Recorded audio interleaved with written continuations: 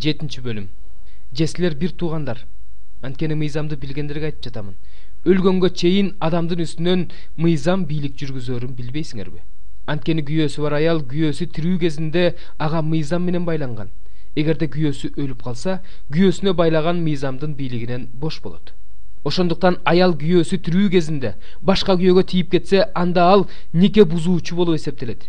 Эгерде күйөөсү өлүп калса, ал мыйзамдын бийлигинен бошотулат. Башка күйөөгө тийсе, ал нике бузуучу болуп эсептелбейт. Ошол сыяктуу эле силер да менин бир туугандарым Кудайга жемиш алып келүү үчүн башкага, өлгөндөрдүн арасынан тирилгенге тиешелүү болуу үчүн Машаяктын денеси аркылуу мыйзам үчүн өлгөнсүңөр. Анткени биз эски табиятыбыздын жетегинде жашап жүргөнүбүздө мыйзам аркылуу белгилүү болгон күнөөлүү кумарлар биздин дене мүчөлөрүбүздө өлүмгө дуушар кыла турган жемиш берүү үчүн бийлик жүргүзүшчү.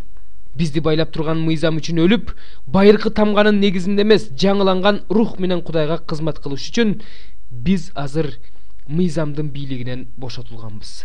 Анда эмне демекчибиз? Мыйзамдын өзү күнөөбү? Албетте жок. Бирок мыйзам болбогондо мен күнөө эмнекенин таанып билмек эмесмин. Эгерде мыйзамда бирөөнүкүнө көз артпа деп айтылбаса, мен көз артуу деген эмнекенин түшүнбөйт болчумун. Бирок күнөө осуятты шылтоо кылып, менин ичимде ар кандай көз артууну пайда кылды. Себеби мыйзам жок болсо, күнөө өлүк болот. Мен бир кезде мыйзамсыз эле жашачумун, бирок осуят келгенде күнөө тирилди. Мен болсо өлдүм. Өмүргө ээ болуум үчүн берилген бул осуят мени өлүмгө дуушар кылды. Себеби күнөө осуятты себеп кылып, мени алдап, осуят аркылуу өлтүрдү. Ошондуктан мыйзам ыйык, осуят да ыйык, адилет жана жакшы. Демек жакшы нерсе мени өлүмгө дуушар кылдыбы? Албетте жок. Бирок күнөө жакшы нерсенин жардамы менен мени өлүмгө дуушар кылып, күнөө катары таанылды. Ошентип ал осуят аркылуу жогорку чектеги күнөө катары таанылат. Анткени биз мыйзамдын рухий нерсе экенин билебиз. Мен болсо күнөөгө сатылган адаммын.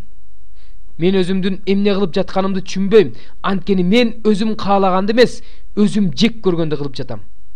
Эгерде мен өзүм жек көргөндү кылып жатсам, анда мен мыйзамдын жакшы экенине кошулам. Анда аны мен эмес, менин ичимдеги күнөө жасап жатат. Анткени менин ичимде, тактап айтканда, менин күнөөкөр табиятымда жакшы нерсе жок экендигин билем. Себеби жакшылык жасагым келсе да, жакшылык жасай албайм. Мен өзүм каалаган жакшылыкты эмес, өзүм каалабаган жамандыкты кылам. Эгерде мен өзүм каалабаганды жасап жатсам, анда азыр аны мен эмес, менин ичимдеги күнөө жасап жатат. Ошентип мен мындай мыйзамды көрүп жатам. Мен жакшылык жасайын дегенде жамандык жабыша калат. Анткени рухум менен Кудайдын мыйзамынан рахат алып жатам. Бирок дене мүчөлөрүмдө башка мыйзам бар экенин көрүп жатам. Бул да менин акылым кабыл алган мыйзамга каршы турат, жана мени дене мүчөлөрүм баш ийбеген күнөөнүн мыйзамына туткун кылып жатат. Мен бир байкуш адаммын. Өлүмгө дуушар кыла турган ушул денеден мени ким куткарат?